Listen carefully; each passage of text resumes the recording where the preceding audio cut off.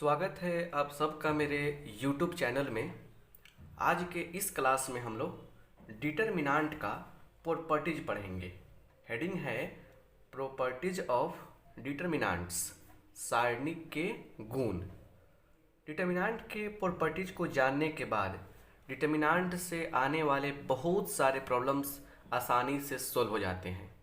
अगर आप इस प्रॉपर्टी को, इस क्लास को अच्छा से नहीं समझते हैं तो याद रखिएगा, आपको डिटरमिनेंट का एक प्यारा सा पोर्शन बिल्कुल क्लियर समझ में नहीं आएगा।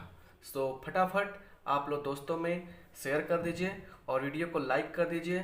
पहली बार आए हैं तो सब्सक्राइब कर लीजिए, क्योंकि आज इस क्लास में बहुत मज़ा आने वाला है। चलिए, पहला प्रॉपर्टी क्या है। हम हर चीज़ को आराम आराम से अपने तरीके से लिखते हैं। सबका अलग अलग तरीका होता है बताने का, मेरा अपना भी अलग तरीका है और आप लोग इसे पसंद करते हैं, बहुत अच्छा लगता है। चलिए लिखेंगे पहला property, the value of, Hindi भी लिखाएंगे, value of a determinant, determinant को ऐसे शॉर्ट में कहते हैं, रिमेन्स अनचेंज्ड। क्या लिखेंगे? Remains unchanged, remains unchanged when its rows and columns are interchanged।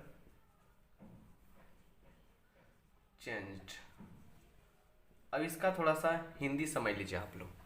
यहाँ पे कहा जा रहा है कि the value of A determinants remains unchanged.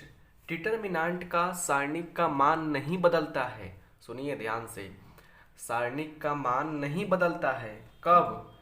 When, जब, इट्स रोज एंड कॉलम्स, इसके पंक्ति को और इसके कॉलम को, आर इंटरचेंज्ड, आपस में बदल दिया जाए। तब इसके रो को कॉलम में बदल दिया जाए तो क्या होता है? वैल्यू नहीं बदलता है। मतलब समझिए हम क्या कह रहे हैं। मतलब इसका मतलब हुआ, एग्जाम्पल समझेंगे हम तो यहाँ देखिए, अगर A B C D E F G H I इसका डिटरमिनेंट, और ऐसा कर रहे हैं हम लोग क्या कि इसको फर्स्ट रो को फर्स्ट कॉलम, सेकेंड रो को सेकेंड कॉलम, थर्ड रो को थर्ड कॉलम, मतलब कॉलम जो आपको रो में दिख रहा है उसको लिखते हैं कॉलम में।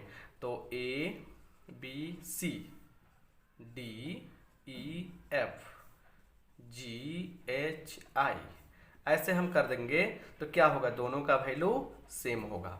यहाँ पे क्या हुआ? रो और कॉलम आपस में इंटरचेंज कर दिया गया है। बात समझ गए ना? अच्छा, इसी बात को ऐसे भी लिख सकते हैं हम लोग। कैसे? और करके कि देखिए, A is equal to A I J N by N, एक स्क्वायर मैट्रिक्स हो तो क्या होगा? ए का डिटरमिनेंट उसके ट्रांसपोज के डिटरमिनेंट के बराबर होगा। ट्रांसपोज का मतलब क्या होता है? कि उसके रो को कॉलम को आपस में इंटरचेंज कर दिया गया है। क्लियर? अब ये बात आपको समझ में आई कि नहीं आई, इसको एक और एग्जांपल से देखते हैं। इसका बहुत सारा यूज है, सब कुछ हम समझाएंगे आपको बड़े प्यार से। चलिए एक एग्जांपल देखते हैं और इसको स्क्रीनशॉट लीजिए और प्यारा सा नोट्स बनाइएगा। जो लोग नोट्स नहीं बनाते हैं उनको कंसेप्ट क्लियर नहीं समझ में आता है। समझ गए ना? इसका नोट्स बनाएंगे आप लोग और प्यारा सा कंसेप्ट आपको समझाते चलेंगे। चलिए यहाँ देखिए, एग्जाम्पल लेते हैं एक और। ऐसे मान लीजिए कि हम लेते हैं डेल्टा 1 बराबर, क्या डेल्टा बराबर मान लीजिए दिया गया है क्या, तो 1 2 3 4 ऐसे ले लिया हमने। इसका मान क्या होगा? आपको सिखाए है ना, 4 एकम 4 माइनस 3 दूना 6, कितना होगा? -2 होगा। अच्छा, और एक और डिटरमिनेंट हम कंसीडर करते हैं, डेल्टा डैश। इसमें क्या करना है कि रो को कॉलम में कर देना है। तो 1 2 3 4 ऐसे कर देना है। तो अब आप हमको बताइए कि अब बताइए क्या कि इसका मान कितना होगा। क्या किया हमने, रो कॉलम का इंटरचेंज कर दिया। तो 4 एकम 4 माइनस 2 तिहाई 6 है कि नहीं है। क्या किया हमने, 1 2 को ऐसे लिखा, 2 3 4 को ऐसे लिखा। ये भी कितना दे दिया, -2 दे दिया। आपने क्या देखा कि यहाँ भी वही वैल्यू आया, यहाँ भी वही वैल्यू आया। तो मतलब साफ है कि डिटर्मिनेंट में रो और कॉलम को इंटरचेंज करने के बाद आंसर क्या होता है, चेंज नहीं होता है। वही कहा गया है value of determinant, the value of a determinant remains unchanged, मान नहीं बदलता है। इफ मतलब कि चाहे व्हेन, जब इट्स रोज एंड कॉलम्स, इसके पंक्ति और स्तंभ को और इंटरचेंज आपस में बदल दिया जाए तब। तो ये जो प्रॉपर्टी आपका है, पहला प्रॉपर्टी बड़े आसानी से समझ में आ गया होगा। चलिए दूसरे प्रॉपर्टी पे चलते हैं और समझते हैं मेन फंडा क्या है दूसरे प्रॉपर्टीज का। राइट, आते हैं दूसरा प्रॉपर्टी नंबर 2। यहाँ देखिए दूसरा नंबर प्रॉपर्टी देखते हैं क्या है। इससे भी लैंग्वेज है, कह रहा है कि इफ यदि इफ एनी 2 रोज और कॉलम्स, एनी 2 रोज और columns of a determinant are interchange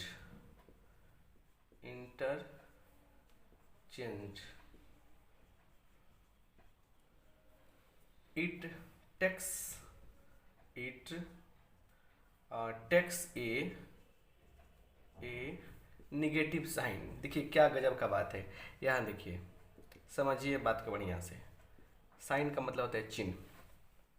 दूसरा प्रॉपर्टी बड़ा सा रोचक है, इफ एनी 2 रोज और columns of a determinant are interchange, यदि किसी भी सारणी के 2 रो या 2 कॉलम को आपस में बदल दिया जाए, इंटरचेंज हो गया ना, बदल दिया जाए, क्या होता है, इट टेक्स, यह लेता है ए निगेटिव साइन, एक निगेटिव साइन आ जाता है।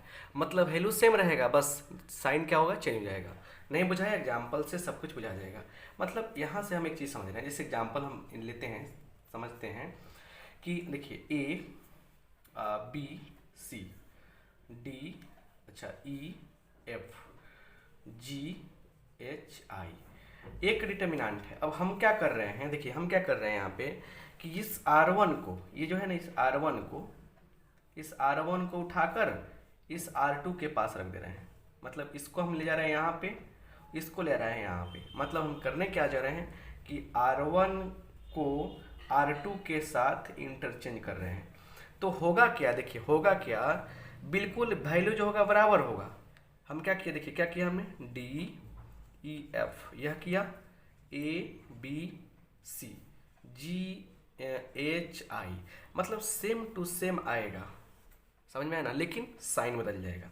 किसी दो आप इसको इंटरचेंज करेंगे तभी आएगा। हम एक रो करके दिखाए हैं, मतलब कि रो को इंटरचेंज करके दिखाए हैं, आप कॉलम को भी इंटरचेंज करके देख सकते हैं। तो क्या होगा, सेम टू सेम वैल्यू आएगा, लेकिन चिन्ह क्या होगा, माइनस लग जाएगा। एग्जाम्पल लेते हैं अंक वाला, तो ज़्यादा बेनिफिट होगा। चलिए एग्जाम्पल लेते हैं हम लोग। यहाँ देखिए, अगर एग्जाम्पल लें कि लेट क्या चीज़, डेल्टा बराबर डिटर्मिनेंट लेते हैं 1 2 3 5 6 7 2 4 3, है ना, ये डिटर्मिनेंट दिया गया है।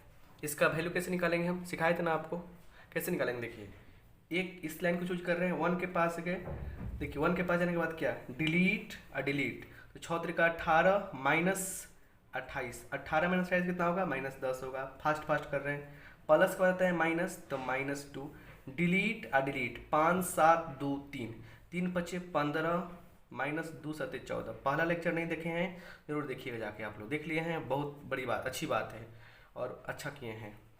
चलिए 3 के पास गया, डिलीट डिलीट 5 6 2 4, तो 5 सॉरी यहाँ देखिए, तो 4 5 20 घटाओ 12 कितना होगा, 8 होगा। तो देखिए माइनस प्लस जनरल चीज़ होता है, मिस्टेक हो सकता है, लेकिन ध्यान दीजिएगा 1 दूना 2 -2 और 24 +24 कितना आएगा? तो 24 घटाओ 12 कितना आएगा? 12 आ जाएगा।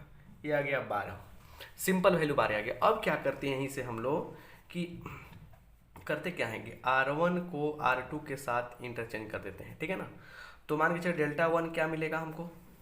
क्या मिलेगा हमको? मिलेगा 5 6 7 1 2 3 2 4 3 5 6 7 5 6 7 1 2 3, मतलब इसको यहाँ लिख दिया 2 4 3 आराम से। इसको एवेलुएट करेंगे। चलिए इस लाइन को चूज कर रहे हैं। 5 के पास गए, डिलीट डिलीट, 3 दूना 6 4 तिरका 12 -6, डिलीट डिलीट, 3 एकम 3 -3 दूना 6 +7, डिलीट डिलीट, 4 एकम 4 -4। अब कैलकुलेट कीजिए, ये होगा -6 -6 बचे -30 और -3 और -6 कितना होगा? +18। ये 0 हो जाएगा। ये कितना आ गया? -12 आ गया। अब देखिए तो जरा थोड़ा ध्यान से, यहाँ क्या है? -12, यहाँ क्या है? +12। तो जैसे हम लोग क्या किए हैं यहाँ पे, जैसे यहाँ पे एक रो को दूसरे रो के साथ इंटरचेंज किए हैं, अदला बदली किए हैं, चिन्ह क्या हो रहा है? बदल रहा है। तो दो प्रॉपर्टी आप समझ गए ना। पहले प्रॉपर्टी में क्या देखा कि पूरा का पूरा चेंज कर देंगे, कोई फर्क नहीं पड़ेगा। दूसरा में क्या देखा आपने कि अगर हम किसी 2 रो या 2 कॉलम को बदल देंगे तो मामला गड़बड़ हो जाएगा, राइट। गड़बड़ क्या होगा कि साइन निगेटिव लग जाएगा। चलिए बड़े प्यार से अब तीसरे प्रॉपर्टी की ओर कदम बढ़ाएंगे हम लोग, तो मज़ा आएगा। चलिए बहुत बहुत अच्छा लगेगा। तीसरा प्रॉपर्टी और अच्छा है। तीसरा प्रॉपर्टी क्या है? चलिए प्रॉपर्टी नंबर 3, तीसरा गुण कह रहा है, समझिएगा प्यार से। कह रहे कि इफ, यदि, इफ एनी 2 रोज या एनी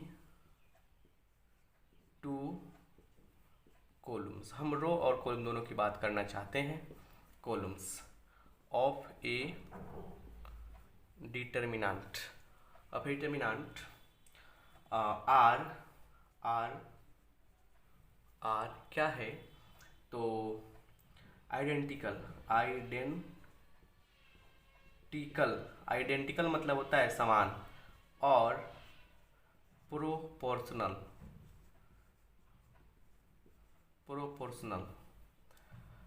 देन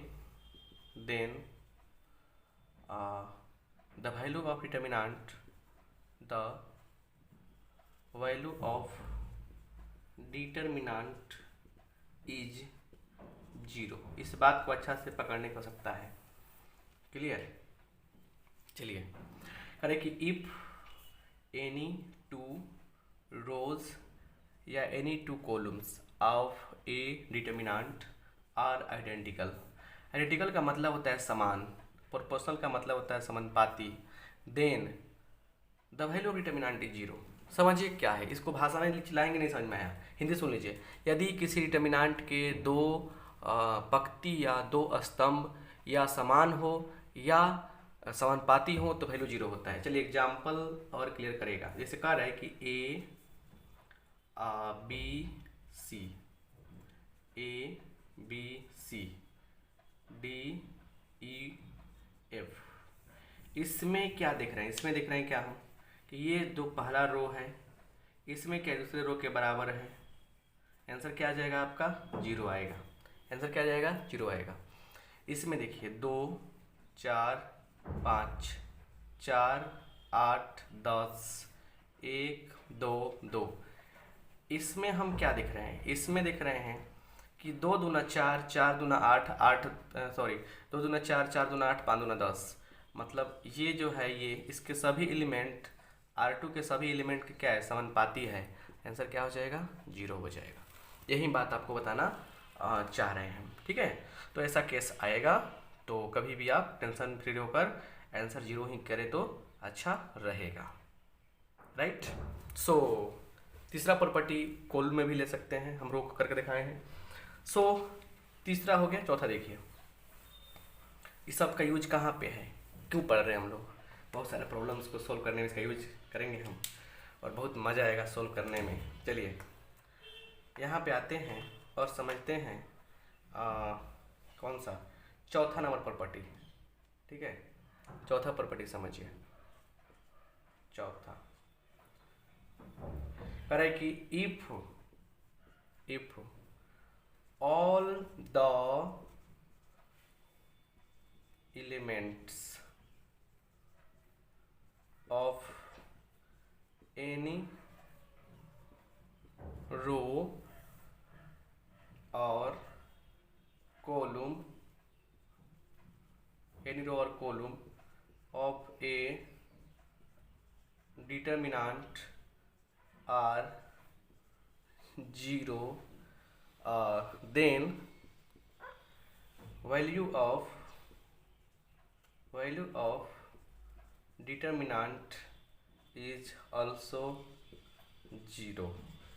समझिए क्या कह रहे हैं, कह रहे कि इफ ऑल, यदि ऑल द एलिमेंट, सभी सदस्य ऑफ एनी रो और कॉलम ऑफ ए डिटर्मिनेंट, मतलब समझिए इतना सेंटेंस के एक साथ अर्थ निकलेगा, किसी डिटर्मिनेंट के किसी रो या कॉलम के सभी सदस्य क्या हो जाए, जीरो हो जाए, और zero, then value of determinant is zero. नहीं समझ में आया, फिर देखिए यहाँ पे क्या कर रहे हैं। ऐसे यहाँ पे एग्जांपल देखिए, 0 0 0 1 2 3 5 6 7, इसका वैल्यू क्या होगा, जीरो हो जाएगा।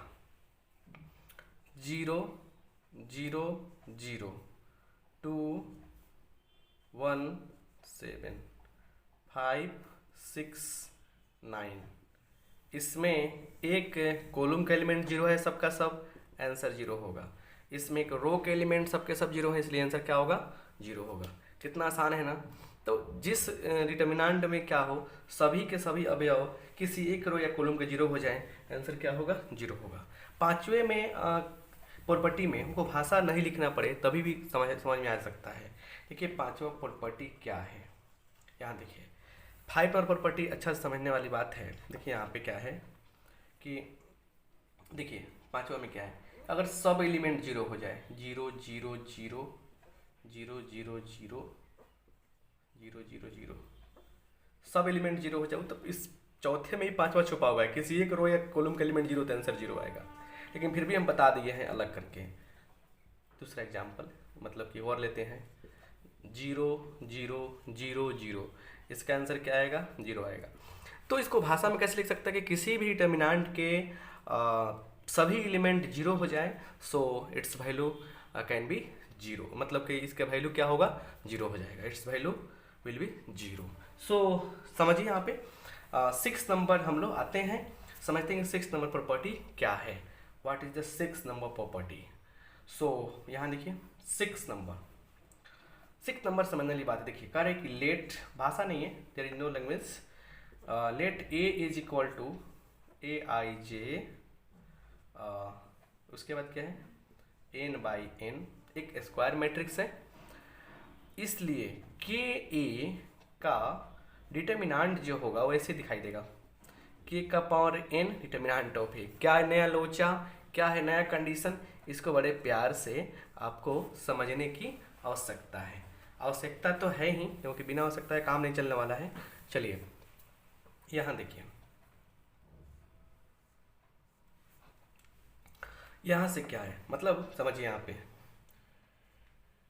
एग्जाम्पल सारा चीज़ क्लियर करता है। एग्जाम्पल क्या है, लेट एक डिटर्मिनेंट मान रहे हैं delta equal to A B C D E F, right, G H I, ये मान लिया हमने, राइट, ये हमने मान लिया। अब क्या करते हैं, नाउ अगर ऐसा ही दिया हुआ है, ठीक है ना, ये दिया हुआ है, तो अगर हम लोग ऐसे लिखे के ए के बी के C D E F G H I, तो हम लोग बड़े प्यार से इस फर्स्ट रो से के को कॉमन कर लेंगे, के को क्या कर लेंगे, कॉमन कर लेंगे, तो क्या बचेगा, A B C D E F G H I, इसे हम लोग चाहें तो ऐसे भी लिख सकते हैं के डेल्टा। इसमें समझने वाली बात क्या है, इसमें समझने वाली बात है कि किसी एक रो या कॉलम से किसी चीज़ को कॉमन कर सकते हैं। नहीं समझ में आया, फिर देखिए हम जो कहना चाह रहे हैं समझिए। ऐसे मान लीजिए दिया है 4 6 7 9, ये दिया गया है।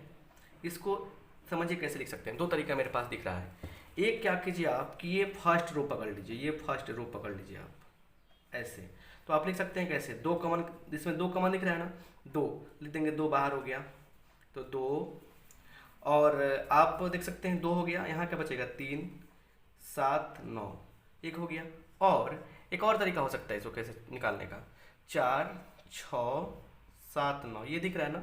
एक और तरीका क्या हो सकता है कि आप चाहें तो इस फर्स्ट नहीं सेकेंड कॉलम को ही पकड़ सकते हैं, इससे भी तो कॉमन दिख सकता है।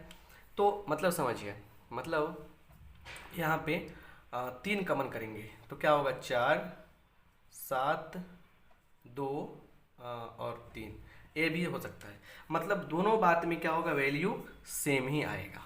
तो मेरे कहने का मतलब कि कॉमन करने के जो प्रोसेस है वो यूनिक होना चाहिए। नहीं समझ में आया, फिर देखिए एग्जाम्पल एक बता रहे हैं, 6 पर एग्जाम्पल जो हम दे रहे हैं उसको समझने का प्रयास करना काफ़ी ज़रूरी है। यहाँ देखिए थोड़ा सा इंक डाल दें ताकि अच्छा से अक्षर क्लियर दिखाई दे और साफ दिखाई दे। तो 6 प्रॉपर्टी लगता है बहुत सारे बच्चों को समझ में नहीं आया होगा लगता है हमको, फिर भी नो टेंशन, थोड़ा सा लाइक कर दीजिए वीडियो को और दोस्तों में शेयर कीजिएगा, तब जाके एनर्जी मिलता है, और जब एनर्जी मिलता है तो पढ़ाने का अच्छा सा मन करता है। चलिए आगे हम, और ये लिखिए, मतलब कह रहे हैं क्या, जैसे मान के चलिए इसे दिया है, देखिए यहाँ पे मतलब अगर दिया है 3 उसके बाद 6 9, उसके बाद दिया है यहाँ पे 6 9 12, सुनिए बढ़िया से, यहाँ लिखा गया है 12 18 24। इसमें क्या डिफरेंस है, क्या फ़ायदा समझिए। यहाँ पे देखिए हम क्या बताना चाहते हैं, सब में 3 कॉमन दिख रहा है ना, तो अगर सिर्फ आप 3 कॉमन कर लेते हैं ऐसे, तो लिखते हैं 3 एकम 3, 3 दूना 6, 3 तिहाई 9, 3 दूना 6, 3 तिहाई 9, 3 चौका 12, 3 चौका 12, 3 चौका 18, 3 8 24। चलिए, तो ऐसा करना हमारा 100% गलत हो जाएगा। इसमें सही तरीका क्या है, सही तरीका ये है कि या तो आप इस कॉलम से या इस रो से ऐसे आप माने कॉमन करने का प्रयास करें, ऐसे ऐसे कॉमन कर सकते हैं आप अलग अलग तरीके से, या आप चाहें तो कॉलम से कॉमन कर सकते हैं। चलिए इससे 3 निकलेगा, इससे भी 3 निकल सकता है, इससे कैसे 6 निकल सकता है सीधे, इससे तो 6 निकल सकता है, 6 निकाल लीजिए इससे। एक रो या कॉलम में सोचिए क्या कॉमन है, तब क्या बनेगा सिस्टम हमारे पास। देखिए 1 2 3 मिला, यहाँ क्या मिला हमारे पास, 2 3 निकाले हैं 2, और उसके बाद 3 4 मिला, यहाँ 2 3 4। अब बाहर क्या मिला हमको, 6 18 त्रिका 54, ऐसे निकलेगा। मतलब यही चीज़ समझाना चाहते हैं हम। Clear, so sweet. 6 नंबर गया और हम लोग 7 नंबर के चक्कर में पढ़ते हैं कि 7 नंबर में क्या है। क्लियर, थोड़ा सा 7 नंबर में प्यारा सा एग्जाम्पल के लिए हम बुक पढ़ते हैं। क्लियर, चलिए 7 देखिए अच्छा से क्या है, 7 नंबर और अच्छा से समझते हैं बढ़िया से, 7 नंबर में क्या है, राइट। चलिए 7 नंबर, एक साथ कई किताबों का क्वेश्चन आप बनाने के योग्य बनते जा रहे हैं। देखिए 7 का देखिए कह रहा है कि डेल्टा बराबर अगर दिया है A 0 0 0 B 0, थोड़ा सा इन्हें लिखते हैं B 0 0 C, दैट मीन्स यहाँ पे क्या होगा कि इन दोनों को आपस में तीनों को गुना कर देंगे, आंसर क्या हो जाएगा A into B into C, right right, बिल्कुल सही। एग्जाम्पल हम लेते हैं कैसे, 5 0 0 0 3 0 0 0 7, आंसर क्या हो जाएगा। ये डायगोनल मैट्रिक्स विकर्ण अभिभुज जो पढ़ते हैं ना, उसी का डिटरमिनेंट की बात की जा रही है। गुना कर लेंगे तो क्या मिलेगा, देखिए 5 त्रिका 15, 5 गुने 3 गुने 7 कितना हो गया, 7 त्रिका 21 बचे 200 सॉरी 105, क्या होगा 105 होगा, कैलकुलेशन सही होना चाहिए। क्लियर, अच्छा, और भी बहुत सारे एग्जांपल्स हैं, सो स्वीट, आप बना सकते हैं, मतलब कि कोई दिक्कत नहीं होगी आपको। चलिए आगे बढ़ते हैं और देखते हैं 8वां नंबर प्रॉपर्टी क्या है। ऐसे ही बहुत सारी चीज़ें हैं जो समझ कर आप अच्छा कर सकते हैं। 8वें नंबर प्रॉपर्टी पे आते हैं। चलिए 8वां नंबर प्रॉपर्टी, 8वां नंबर प्रॉपर्टी जो है उसको समझिए। लिखेंगे यहाँ पे 8वां में क्या है, 8वां में 2 प्रॉपर्टी ले रहे हैं हम, ठीक है। पहला देखिए क्या है, ऐसा हो कि A 0 0, एक फॉर्मेट बता रहे हैं बस, B C 0 D E F, इसकी बात हो या इसकी बात हो, किसकी बात सर, तो A B C and 0 D E 0 0 F, इसकी बात चली गई। तो यहाँ कंडीशन जो है समझने वाली है कि इसका वैल्यू क्या होगा। देखिए जब भी क्या हो ऐसा 3 गो जीरो दिखाई दे किसी कोना पर, तो आपको करना, देखिए अपर ट्रायंगुलर लोअर ट्रायंगुलर पढ़े हैं लेकिन हम टेक्निकली समझा रहे हैं। आराम से डायगोनल पर विकर्ण पर रखिए कलम अपना। अगर विकर्ण के ऊपर पूरा का पूरा जीरो हो जाए या नीचे पूरा का पूरा जीरो हो जाए या ऊपर नीचे दोनों जीरो हो जाए, उसका टेक्निक एक ही होता है क्या, कि इसको आपस में मल्टीप्लाई कर लीजिए, आंसर शॉर्टकट निकल जाएगा। A गुने C गुने F ऊपर हो जाएगा, और यहाँ पे क्या निकलेगा, A गुने D गुने F, A गुने D गुने F। बस ये तो अंकों का खेल है, समझ रहे ना, अंकों का ही खेल है बस। चलिए एग्जाम्पल लेते हैं। 3 0 0 4 5 0 6 7 0, सॉरी क्या दिया है 6 7 8, ऐसे मिल गया हमको। तो हमने देखा कि भाई यह जैसे इस पे स्केच रखा, पता चला कि ऊपर पूरा जीरो है, आंसर तो हमको आएगा ही क्या, 3 इंटू 5 इंटू 8, 3 इंटू 5 इंटू 8 क्या होगा, तो 40 3 120, 120 क्या हो गया हमारा फाइनल आंसर हो गया, राइट।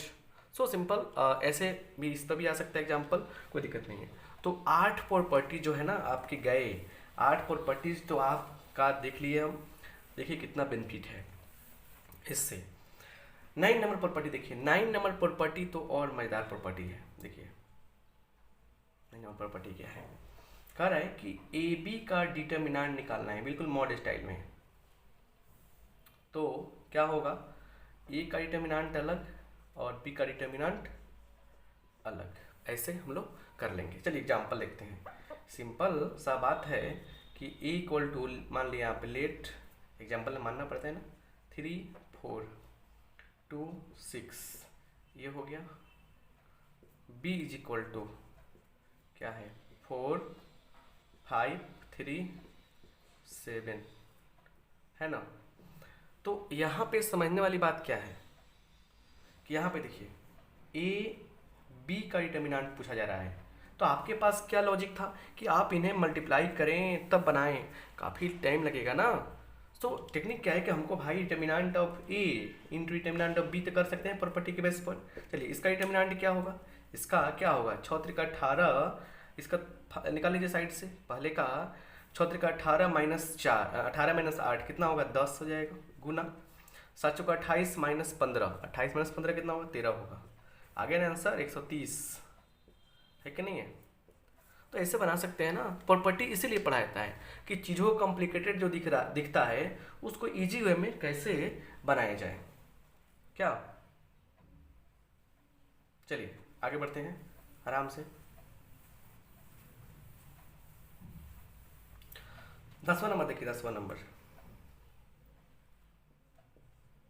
कह रहा है elementary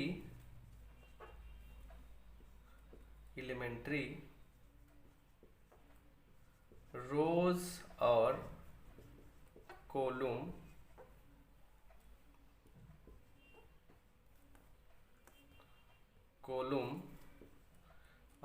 transformation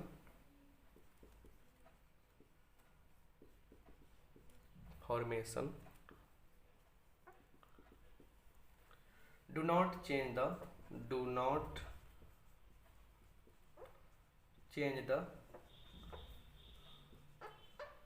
the value of determinant, value of a determinant। जब एलिमेंट्री ऑपरेशन करते हैं तो उसमें एलिमेंट्री रो ऑपरेशन आता है, कॉलम एलिमेंट्री कॉलम ऑपरेशन आता है, ठीक है ना। तो होता क्या है देखिए यहाँ पे कि डिटर्मिनेंट में करने पे क्या होता है, उसके वैल्यू पर कोई प्रभाव नहीं पड़ता है, लेकिन किस टाइप के, मतलब इंटरचेंजिंग वाला बात छोड़कर, मतलब समझिए यहाँ पे एग्जांपल लेते हैं। यहाँ देखिए अगर आप एग्जांपल लेते हैं, लेट डेल्टा इक्वल टू 1 2 3 4 5 6 8, एक सिंपल सा एग्जांपल लेते हैं जिससे फ़ायदा हो जाए कैलकुलेशन करने में। 1 यहाँ जीरो डाल देते हैं, 1 0 0 यहाँ में डाल दीजिए 0 2 7, राइट। इसका वैल्यू बताइए क्या होगा। इसका वैल्यू होगा 5 एकम 5 सते 35। चलिए 35 डाल दिया हमने। अब एक काम करते हैं, R1 को कैसे बनाते हैं, रो ऑपरेशन करना चाह रहे हैं, R1 कैसे बनाते हैं, तो R1 plus R2 plus R3। अब देखिए जो चीज़ें पढ़ लिए यहाँ बोलिएगा सर अभी तो आप कहें कि सर R1 R2 को अगर इंटरचेंज करेंगे तो माइनस लग जाएगा, ये तो बात सही है। तो ऐसे ऑपरेशन नहीं करने हैं आपको, ऐसे ऑपरेशन की बात नहीं कर रहे हम, किस टाइप के, जोड़ने से घटाने वाले ऑपरेशन की बात कर रहे हैं हम। दो रो जोड़ सकते हैं, जो दो घटा सकते हैं उसकी बात कर रहे हैं, ठीक है ना। जो कहा दिया गया वो तो एक्सेप्शन भी तो होता है कि नहीं है। तो मान के चलिए इस नियम के लिए एक्सेप्शन काम करेगा कि R1 R2 आपस में बदलेंगे हम तो माइनस लग जाएगा, वो भी तो एलिमेंट्री ऑपरेशन के अंदर आता है ना। तो इस टाइप का ऑपरेशन जिसमें दो रो जोड़ा जाए, घटाया जाए, कुछ भी किया जाए इस टाइप के, तो यहाँ पे क्या होगा, देखिए डेल्टा बराबर क्या मिलेगा, डेल्टा मान लीजिए डेल्टा डैश मान लेते हैं इसको, तो क्या मिलेगा, चलिए क्या किए हम, तीनों को जोड़े हैं। R1 कैसे बनाए, तीनों को जोड़कर, तो 8 4 12 1 13, 13 लिखा हमने। उसके बाद 8 4 12 1 13, ठीक है 13 हो गया। 5 2 7 0, कितना होगा, 5 2 7 प्लस 0 7 आएगा, राइट। उसके बाद चलिए 7 के 7 आएगा यहाँ पे, 4 5 0 8 2 7, क्योंकि R1 में ऑपरेशन हुआ है तो R1 में लिखेंगे ना। इसको हम इवेल्युएट कर देते हैं, कैसे इवेल्युएट करेंगे, तो देखिए अब इसको कैलकुलेट करेंगे इस मेथड से, हम लोग तरीका से कैलकुलेट किया हमने, तो यहाँ आया 35। देख लीजिए कैलकुलेशन को आप खुद से कर सकते हैं। और यहाँ भी कितना आया है, यहाँ भी आया है 35। तो हमने कहा कि जब एलिमेंट्री रो या कॉलम ऑपरेशन ट्रांसफॉर्मेशन करते हैं तो क्या होता है, यहाँ पे इसके वैल्यू पर चेंजिंग कोई प्रभाव नहीं पड़ता है, चेंज नहीं होता है वैल्यूज़ का। तो अब बोलिएगा सर रो को रो के साथ इंटरचेंज करने पर माइनस लगता है, तो भाई एक्सेप्शन के रूप में मान लीजिए कि इसको भी ट्रांसफॉर्मेशन कर रहे हैं हम, ये भी तो एलिमेंट्री ट्रांसफॉर्मेशन के अंदर आता है। ये पहले ही बता चुके हैं कि होगा, ये नहीं, मैंने कहा ये नहीं माना जाएगा, मतलब पहले ही इसके बारे में डिस्कस कर दिया गया है। इसके अलावा बाकी जो भी ऑपरेशन करेंगे उसके लिए वैल्यू चेंज नहीं होगा। तो यहाँ डेल्टा डैश क्या देखा हमने कि डेल्टा बराबर क्या मिल गया, डेल्टा डैश मिल गया, मतलब कोई वैल्यू चेंज नहीं होता है, राइट। सो आगे बढ़ते हैं। कैलकुलेशन कुछ मिस्टेक्स होते हैं, कैलकुलेशन में टाइम लगते हैं, बड़ा बड़ा चीज़ होता है, गुना भागा उसमें दिक्कत होती है। सो आगे देखते हैं अगला चीज़ को, अगला चीज़ क्या है आपके लिए, और फिर समझते हैं बात को। क्लियर, आगे देखिए 11 नंबर देखिए, प्रॉपर्टी नंबर 11। देखिए प्रॉपर्टी नंबर 11 क्या है, समझिए यहाँ पे कि इसको भाषा में लिखा रहे हैं कि a plus X, b plus Y, c plus Z, d e f g h i, ऐसे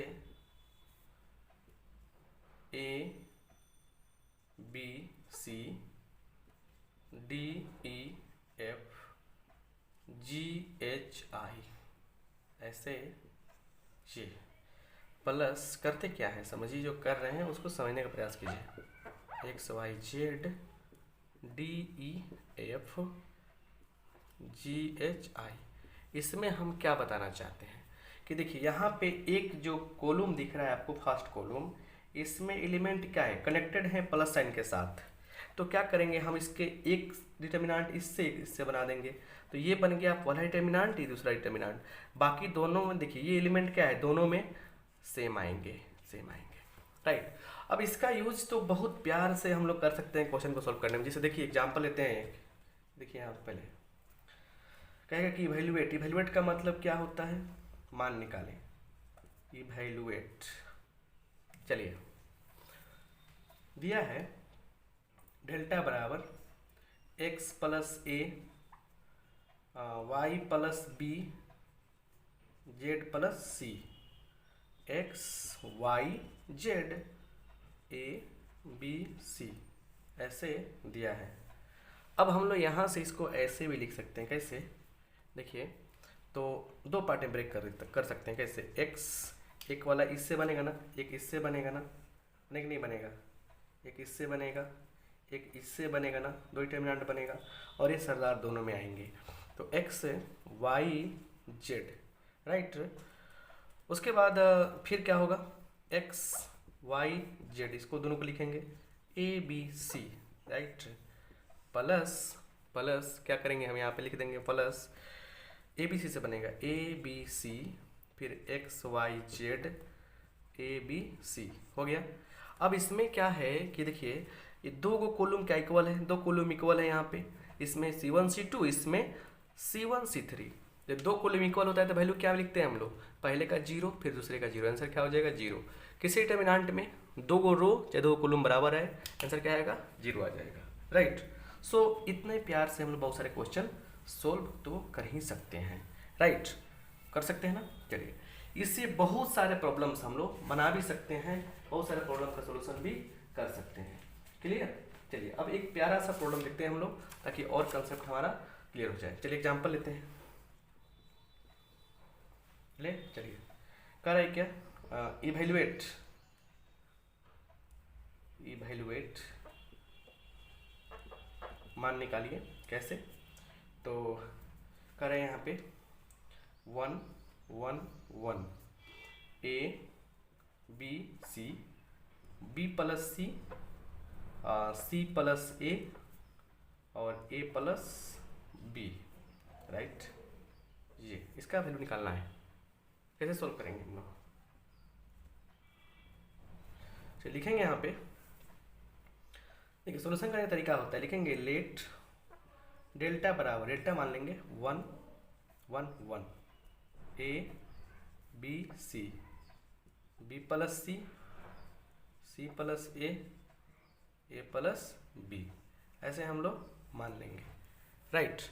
अब हमने देखा कि अगर हमको इसका मान निकालना है, ठीक है ना, हम देख रहे हैं कि अगर इस पे नज़र किया जाए दोनों पे, तो इसमें b प्लस सी है, ए की कमी है, इसमें b की कमी है, इसमें c की कमी है, लिखते हैं हम लोग यहाँ पे अप्लाइंग, एक्चुअली से प्रूफ करने के लिए आता है क्वेश्चन, अप्लाइंग प्रॉपर्टी का यूज करके बता रहे हैं, जनरली नहीं बता रहे हैं, अप्लाइंग क्या चीज़ अप्लाई कर रहे हैं, तो C3 अप्लाई कर रहे हैं, इसमें क्या कर रहे हैं, C3 में ले आके इस C2 को ऐड कर दे रहे हैं, C3 में C2 को ऐड कर रहे हैं, तो क्या हो जा रहा है, देखिए क्या हो जाएगा, इसलिए अब यहाँ एलिमेंट्री ऑपरेशन हो रहा है, तो हमने क्या कहा कि वैल्यू नहीं बदलता है, इसलिए डेल्टा का डेल्टा लिख देंगे, कोई वैल्यू नहीं बदलेगा, तो क्या होगा 1 1 1, ऐड करेंगे, पहले सेम टू सेम लिखेंगे ए बी सी, ऐड कर दिया, अब A B plus C, A plus B plus C, A plus B plus C, ऐसे हो जाएगा, राइट। अब देखिए हमने बताया कि एक रो या एक कॉलम से एक किसी पार्टिकुलर एलिमेंट को कॉमन किया जा सकता है, सो कर लीजिए भाई, तो कर लेंगे तो क्या हो जाएगा 1 1 1 रहेगा, सॉरी पहले कॉमन कर लीजिए, कॉमन कर लीजिए इसे, ए प्लस बी प्लस सी हो गया, 1 1 1 ए बी सी, यहाँ क्या बच गया 1 1 1 बच गया। तो अब बताइए आप कि इसका पूरा वैल्यू क्या होगा, जीरो होगा, क्योंकि यहाँ पे C1 C3 सेम हो गया, तो आंसर जीरो होगा, क्योंकि दो जो कॉलम बराबर होता है तो आंसर क्या होता है जीरो होता है। इसी क्लास में पढ़ा है प्रॉपर्टी नंबर 3 या 4 ऐसे में, तो a plus B plus C into zero क्या हो जाएगा, जीरो हो जाएगा। सो यही क्या हो गया, आपका आंसर हो गया। ऐसे ए लॉट ऑफ प्रॉब्लम्स आपको मिलेंगे सॉल्व करने के लिए, आप सॉल्व कर सकते हैं। सो अभी जाइए, दूसरा किताब का नाम नहीं रखेंगे हम, आप जाके NCERT में 4.2 बनाइए, पूरा और बन जाएगा। आपसे नहीं बनेगा इसलिए करना क्या, आपको लिखिएगा 4.2 बाई RK सिंह। एक वीडियो आपके सामने आएगा जिससे पूरा क्वेश्चन सोल्व कर दिया गया, 16 क्वेश्चन सोल्व कर दिया गया है। सो जाके उससे बनाइए और बढ़िया से नोट्स बना के तैयार रखिए और रिवाइज कीजिए। रिवाइज और नोट्स दोनों चीज़ें बच्चों को काफ़ी आगे बनाती है। सो आप सबका बहुत बहुत धन्यवाद। वीडियो को शेयर करना नहीं भूलिए। फिर मिलते हैं अगले क्लास में। Thank you.